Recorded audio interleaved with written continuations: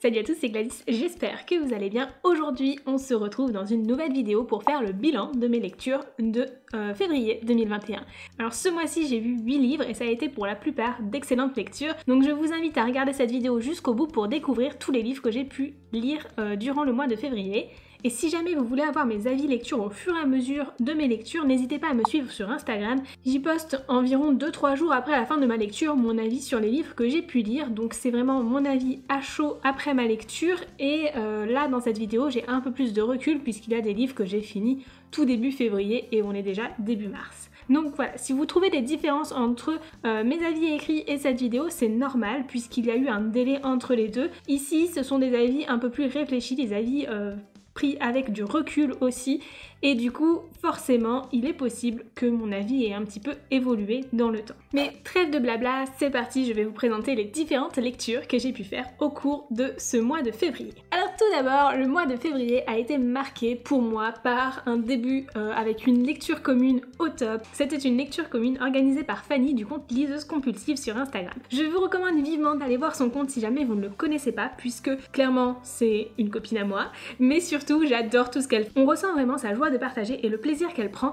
du coup à créer son contenu, à partager sur ses lectures dans tout ce qu'elle fait, et je trouve ça super agréable. Alors cette lecture commune était sur The Bone Season, donc le premier tome Saison d'os de Samantha Shannon, paru donc chez De Saxus. Et c'était vraiment génial puisqu'on était une 60aine de participants, répartis dans plusieurs groupes, mais justement Fanny a fait en sorte de nous faire des récapitulatifs des discussions qu'il y avait dans chaque groupe tous les jours, de manière à ce que l'on puisse suivre aussi les théories de chacun dans tous les groupes. Et à la fin de la lecture commune, on avait également un live tous ensemble pour pouvoir discuter vraiment de toutes les théories qu'on a pu extrapoler au cours de notre lecture. Et franchement, dans ce livre, il y a de quoi extrapoler des théories, puisque c'est une histoire de fantastique dystopique dans lequel on va retrouver Paige, une marche-rêve, donc une clairvoyante particulière qui a le pouvoir de pénétrer l'esprit des gens et de découvrir des informations. Elle travaille donc pour une société souterraine criminelle, donc en 2059 dans les rues de Sion, Londres. Mais dans ce monde, les clairvoyants sont considérés comme des personnes anormales et sont persécutés. Son existence en elle-même est donc une trahison et elle doit rester donc cachée du gouvernement.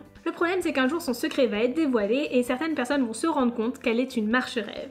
Elle va donc être kidnappée et déportée dans une colonie pénitentiaire. Mais ce n'est pas n'importe quelle colonie pénitentiaire puisque c'est un endroit régi par des Rephaïm qui vont utiliser le pouvoir de Paige à leur propre fin. Pour cela, elle va être assignée au gouverneur Arcturus qui va du coup lui permettre d'apprendre à maîtriser son pouvoir pour l'utiliser pour ses propres fins. Mais Paige va se prendre au jeu, elle va tout faire pour apprendre à utiliser son pouvoir. Non pas pour laisser les Rephaïm l'utiliser à leur propre fin, mais justement pour pouvoir s'en servir pour s'échapper de ce sinistre endroit. J'ai adoré cette histoire, ça a été presque un coup de cœur, je lui ai mis une note de 4,5 sur 5. C'était une excellente lecture que je ne peux que vous recommander. On ne s'ennuie jamais dans cette histoire, il y a énormément de choses, énormément d'informations aussi. Rien que dans le résumé que je vous ai fait, je pense que je vous ai complètement perdu avec toutes les informations que j'ai pu vous donner et qui vous semblent complètement abstraite du fait de justement n'avoir pas lu ce livre, mais sachez qu'il y a un glossaire dans ce livre qui vous permet justement de comprendre tous les termes. Alors il y en a quelques-uns qui ne sont pas expliqués dans le glossaire et que l'on n'a pas réussi à réellement comprendre au cours de notre lecture commune. Néanmoins, on s'est quand même plutôt bien sorti et on a quand même réussi à comprendre cette histoire. Ce que j'ai adoré dans ce livre, c'est le côté fantastique. Vraiment, les clairvoyants sont super bien développés. Il y a différentes classes de clairvoyants, dont les marche-rêves, et je trouve que c'est super bien fait. J'ai bien aimé également les Rephaïm, qui sont des créatures bien particulières que l'on n'a jamais vues ailleurs et qui sont un grand plaisir à découvrir dans cette histoire. Je ne vous en dis pas plus sur les Rephaïm tout simplement parce que on le découvre au fur et à mesure du roman et je pense que c'est important de ne pas le spoiler. C'est quelque chose à découvrir au fur et à mesure de l'histoire. De toute façon, tout ce que je vous ai dit sur le résumé du livre se trouve sur la 4e de couverture, rien de plus. Dans sa globalité, c'est un livre que je ne peux que vous recommander. C'est la première fois que je lis un livre de Samantha Shannon et j'ai hâte de lire Le Prieuré de l'Oranger également, qui est une grosse brique, je vous l'accorde, mais franchement, après cette lecture, j'ai vraiment envie de me plonger aussi dans Le Prieuré de l'Oranger, même si c'est un genre totalement différent. En tout cas, faut savoir aussi qu'il y aura en tout 7 tomes, je crois, dans cette saga, donc ce qui fait beaucoup, et en même temps, je pense qu'il y a totalement matière à faire puisqu'il se passe tellement de choses dans ce premier tome, il y a tellement de questions qui restent en suspens malgré toutes les réponses que l'on peut avoir, et je pense sincèrement que l'on a de quoi faire pour la suite. Je l'ai commencé en janvier, mais je ne l'avais pas terminé avant la LC. J'ai donc lu Nevernight en parallèle de The Bone Season, et si c'était à refaire, je ne le referais pas comme ça. J'ai mis presque 2 semaines à lire les 760 pages de Nevernight, tout simplement parce que j'avais toujours une autre lecture en parallèle. Et franchement, je le regrette énormément puisque ça m'a empêché de rentrer complètement dans l'histoire, et je pense que je n'ai pas réussi à apprécier l'histoire à sa juste valeur à cause de ça. Nevernight, c'est l'histoire de Mia qui, après l'assassinat de son père, va décider de le venger. Pour cela, elle va intégrer l'église rouge et être formée dans une école donc pour devenir assassin. Ainsi, Mia va apprendre à devenir l'assassine parfaite pour se rebeller contre les tueurs de son père. Et cette histoire est super bien. Rien que le speech de départ, je le trouve génial, et en même temps, je ne suis jamais complètement rentrée dedans. Pour plusieurs raisons. Comme je vous l'ai dit, je lisais d'autres livres en parallèle. Il faut savoir aussi que dans ce livre, il y a énormément de notes de bas de page et qu'elles sont très longues. Alors c'est très intéressant puisque ça apporte beaucoup de choses à l'histoire, ça je ne le nie pas, mais en même temps je trouve que ces notes de bas de page ont l'inconvénient de nous couper dans notre lecture à certains moments et peuvent nous faire sortir un petit peu de la lecture, ce qui peut être un petit peu compliqué lorsque l'on passe pas trop de temps d'affilée à lire ou que l'on a déjà du mal à rentrer dedans et à s'attacher au personnage. En parlant de s'attacher au personnage, j'ai eu du mal à m'attacher au personnage de Mia. J'ai pourtant l'habitude de lire des livres qui sont d'un point de vue externe et ce n'est pas quelque chose qui m'empêche de m'attacher au personnage souvent, mais là je sais pas, j'avais l'impression de ne pas rentrer suffisamment dans l'esprit et les sentiments que Mia pouvait ressentir. Du coup, ça a été un petit peu embêtant pour moi et en même temps, j'ai adoré l'histoire. Il y a vraiment un contenu qui est génialissime. C'est un livre à ne pas mettre entre les mains de tout le monde puisqu'il y a des scènes d'extrême violence et également des scènes sexuelles très explicites. En plus de cela, il y a beaucoup d'insultes et de vulgarité dans ce roman. Je préfère vous prévenir en avance parce que on ne sait jamais, ça peut être déroutant pour certains lecteurs et je préfère vraiment vous tenir informés. Ça reste quand même une très bonne lecture à laquelle j'ai mis une note de 3,5 sur 5, tout simplement parce que j'ai pas réussi à rentrer totalement dans l'univers et à m'attacher au personnage comme j'aurais voulu, mais je suis certaine que ça va s'améliorer dans les tomes suivants puisque je saurai déjà que je ne devrais consacrer ma lecture uniquement qu'à ce livre à la fois. Après ma lecture de Nevernight, je suis restée dans cet univers d'assassine, cette fois-ci avec le tome 2 de Keleana de Sarah J. Maas paru chez La Martinière Jeunesse. Et ça a été un coup de cœur, vraiment je ne peux que vous recommander cette lecture. Je ne l'ai pas lu en VO, apparemment la VO est mieux que la VF, bon... c'est ce qu'on entend beaucoup par rapport au livre de La Martinière Jeunesse, mais néanmoins dans cette nouvelle édition ils ont refait la traduction, donc pour ceux qui avaient peur de se lancer dans cette saga à cause de la première traduction, ici moi je la trouve très fluide et voilà, comme je vous le dis, j'ai pas lu en VO donc je ne peux pas le comparer, mais néanmoins j'ai vraiment adoré cette lecture et cette traduction, je la trouve très bien faite. En tout cas, d'un point de vue d'un lecteur qui n'a pas lu la VO, je trouve que ça passe vraiment très très bien. J'ai envie de vous le préciser parce que en ce moment on entend beaucoup de mal sur les traductions, comme quoi elles sont pas forcément bien faites, comme quoi elles ne sont pas forcément représentatives de l'œuvre originale. Je pense que ce qu'il faut aussi rappeler, c'est que pendant des années, on a lu des livres en français sans les comparer aux versions originales. Ça nous a pas empêché de les adorer, ça nous a pas empêché d'avoir des coups de cœur monumentaux sans jamais regarder comment était la version originale. Et il y a aussi beaucoup de lecteurs qui ne lisent pas en anglais et lorsqu'on leur dit la traduction de ce livre-là, elle est pas terrible, c'est vrai que la version originale elle est mieux, mais il faut savoir quand même que le livre traduit est quand même excellent. Et foncez quand même si jamais vous ne lisez pas en anglais parce que moi je n'ai pas lu ce livre-là en anglais et ça ne m'a pas empêché d'avoir un coup de cœur pour ce deuxième tome. Alors oui, le premier tome de Keleana n'est pas le meilleur tome de la saga Throne of Glass, j'en suis totalement d'accord. Moi-même, il y a beaucoup de choses qui m'ont dérangée dans le premier tome de Keleana, et pourtant, tout se rattrape dès le deuxième tome, donc vraiment foncez parce que c'est assez rare les sagas où dès le deuxième tome, on a une histoire qui voilà, est lancée, qui rattrape ces quelques petites erreurs qu'elle peut avoir dans son premier tome, et je trouve ça génial. Ici, on est donc sur l'histoire de Keleana, la plus grande assassineuse du royaume d'Ardalan, qui est enfermée pendant 1 an dans une mine de sel et va être libérée par le prince d'Orient pour concourir dans un combat à mort pour devenir le champion du roi. Une fois champion du roi, elle devra exécuter tous ses ordres pendant 4 ans pour être ensuite libérée. C'est le seul moyen que Keleana a de gagner sa liberté. Et pour cela, elle va donc concourir en tant que champion du roi. Et au fur et à mesure du combat, des forces magiques vont être révélées et vont se développer alors que le roi d'Ardalan avait banni la magie du royaume. Toute cette histoire est vraiment très intéressante. On y retrouve donc Keleana qui a ce côté assassine, qui a ce côté très gris aussi, tout en nuances. C'est aussi un personnage auquel on peut très facilement s'attacher puisqu'elle a beaucoup de points positifs.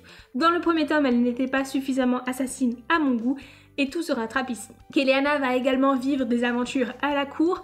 On va y retrouver notamment une romance avec un petit triangle amoureux qui se développe dans le premier tome mais qui s'étouffe dans l'œuf très rapidement. Alors oui, je vous ai un petit peu spoilé en vous disant ça, mais honnêtement, on n'est pas très nombreux à aimer les triangles amoureux. Moi, la première, j'en suis pas très fan.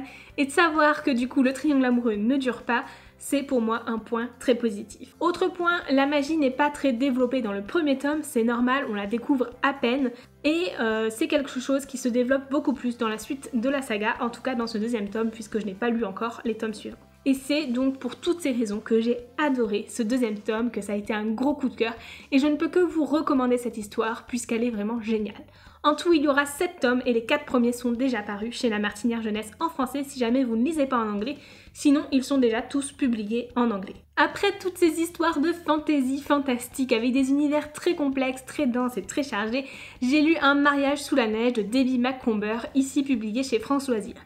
Ça a été une lecture très rapide, je n'ai même pas eu le temps de vous en parler sur Instagram, tout simplement parce que je l'ai lu en l'espace d'une soirée, je crois que je l'ai fini le lendemain matin rapidement, mais vraiment c'est un livre que j'ai lu en 3-4 heures, quelque chose comme ça, il se lit vraiment très vite. Dans Un mariage sous la neige, on va y retrouver Josie Avery. C'est une chef cuistot qui vient d'obtenir son diplôme et avant de commencer son premier job dans un grand restaurant prestigieux, elle va être embauchée pour l'été dans le restaurant d'un hôtel d'Alaska. Et en fait, Josie va tomber amoureuse de Palmer Saxon durant cet été. À la fin de l'été, avant de faire ses bagages pour partir, donc commencer son nouveau job, Palmer va la demander en mariage.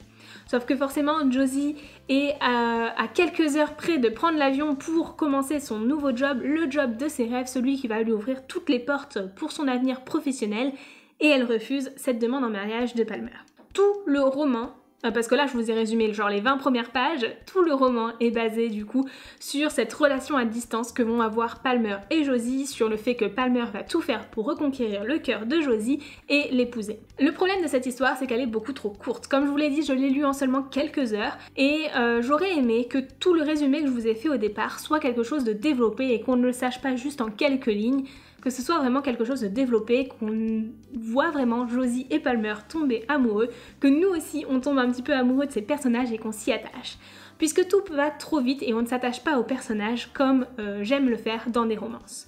En plus de ça, le titre est un petit peu mensongeur puisqu'on parle d'un mariage sous la neige, mais en fait à aucun moment dans cette histoire il y a un mariage. Ça m'a un petit peu déçue, je vous l'avoue. Néanmoins c'est un livre qui se lit très vite, très bien, très facilement, qui en soi est bien écrit même s'il demande un petit peu plus d'approfondissement selon moi. Je pense que ce petit livre de 250 pages aurait mérité d'avoir 50 ou 100 pages de plus pour être un peu plus approfondi et encore plus agréable, pour qu'on puisse vraiment s'attacher au personnage. Je lui ai donc mis une note de 2,5 sur 5 et j'aurais vraiment aimé avoir une histoire un peu plus intense pour vraiment m'attacher au personnage comme j'aime le faire dans des romances. Après ça, j'ai lu le premier tome de Six of Crows de Leigh Bardugo en anglais. Ici, j'ai l'édition collector de chez Orion, elle est juste magnifique, que ce soit le dos, la couverture ou même la tranche colorée. À l'intérieur, on y retrouve aussi des illustrations, donc des différents personnages, et je trouve ça juste, mais trop beau. C'est un très bel objet livre. C'est aussi un livre dont on entend énormément de bien dans la fantasy young adult, et dont j'attendais énormément, sachant que j'avais beaucoup aimé l'univers du Grishaverse en lisant Grisha. Sauf que j'ai été un petit peu déçue par ce livre, puisque la première moitié du roman, ce qui correspond à peu près à 250 pages, est très longue à lire. On y introduit 6 personnages principaux qui sont très bien introduits et très bien développés, donc ça, franchement, c'est génial. On y découvre aussi l'univers de Ketterdam, qui est très intéressant et qui est un univers vraiment passionnant. Ici, on y retrouve 6 personnages principaux, qui sont loin d'être les héros que l'on retrouve habituellement dans des romans, puisque ce sont des voleurs, des bandits, des contrebandiers, auxquels, clairement, on n'a pas l'habitude de s'attacher. Pourtant, ces 6 personnages sont tellement bien développés dans cette histoire que l'on s'y attache forcément. Ils sont tous super bien travaillés et cela grâce aussi à des flashbacks qui sont très bien introduits dans l'histoire et qui nous permettent de comprendre et de découvrir ces personnages autant au présent qu'au passé. Cette histoire est très linéaire, on est sur une quête principale à accomplir à la fin du roman. J'ai pas envie de vous en dire plus que ça parce que je ne veux pas trop vous spoiler. Moi je ne connaissais rien du roman avant de le lire et pourtant j'en avais beaucoup d'attentes parce qu'on en entend énormément parler. Du coup j'ai vraiment pas envie de vous en dire trop. Sachez tout de même que la première moitié du roman, donc environ 250 pages, sont très longues à lire. Il ne s'y passe pas grand chose en termes d'action. On découvre l'univers, on découvre le lieu dans lequel évoluent les personnages, on y découvre aussi les personnages et comment ils vont se rencontrer entre eux pour se retrouver assignés à une telle quête. Et en soi, c'est super bien fait, puisqu'on apprend énormément de choses sur les personnages, c'est ce qui permet de les développer, c'est ce qui permet aussi au lecteur de s'attacher à 6 personnages principaux, ce qui est énorme. Il y en a surtout 4 d'entre eux qui sont vraiment très bien développés dans ce premier tome, je trouve ça un petit peu dommage que 2 d'entre eux soient un petit peu laissés de côté, mais en même temps j'ai adoré cette histoire. On y retrouve également des thèmes très importants à aborder comme les addictions, que ce soit les addictions au jeu, à la drogue, à l'argent, que ce soit aussi la prostitution ou le vol. C'est un livre qui, sans trop rentrer dans les détails non plus pour que ce soit toujours acceptable dans le genre young adulte, va permettre donc d'aborder des thèmes très importants à se connaître et à aborder dans la vie de tous les jours. Au final, cette histoire, je lui ai donné une note de 3,5 sur 5 puisque j'ai eu beaucoup de mal à rentrer dedans au début, c'était un petit peu laborieux. Et en même temps, dès que l'action, dès que la quête arrive, mais tout s'enchaîne, tout se développe et la fin est juste explosive, je l'ai adorée. Après une telle fin, vous vous en doutez, j'ai enchaîné avec Crooked Kingdom, qui est donc le 2e tome de la duologie Six of Crows. Ça a été une excellente lecture, puisque dans ce livre, on y retrouve toute l'action qui était en suspens à la fin du premier tome. Tout s'enchaîne, il y a beaucoup d'action dans ce livre. On y retrouve aussi un développement des 2 personnages qui n'avaient pas été suffisamment développés à mon goût dans le premier tome. L'histoire est juste dingue, on s'attache encore plus aux personnages, et vraiment, je l'adore. En plus de ça, ici, les sujets importants dont je vous ai parlé sont encore un petit peu plus approfondis et vraiment c'était un super tome. Je lui ai donc mis une note de 4,5 sur 5 et je ne peux que vous recommander de lire cette duologie et surtout d'enchaîner les 2 tomes puisque pour moi ils sont indissociables. Concernant l'anglais, je ne pense pas que ce soit un anglais accessible pour tout le monde puisqu'on va y retrouver un langage qui va être parfois un petit peu soutenu. D'autres fois, au contraire, ce sera plutôt un langage des rues avec de l'argot, etc. Et franchement, moi-même, j'ai eu parfois un petit peu de mal à le lire et à comprendre tout ce que je lisais. Je pense néanmoins que cet avis sur l'anglais est vraiment subjectif et je ne peux que vous recommander d'essayer de lire les premiers chapitres que l'on peut très facilement trouver. Par exemple, sur Amazon, je sais que sans avoir de Kindle, vous pouvez lire les premiers chapitres des e-books en téléchargeant l'application Kindle sur votre téléphone. Et ça vous permet vraiment de vous faire un avis, votre propre avis sur la difficulté de l'anglais et de savoir si le livre vous arriverez à le lire ou non. Je pense que c'est très important à faire. Je me doute que c'est sûrement quelque chose qui est possible chez d'autres fournisseurs d'e-books.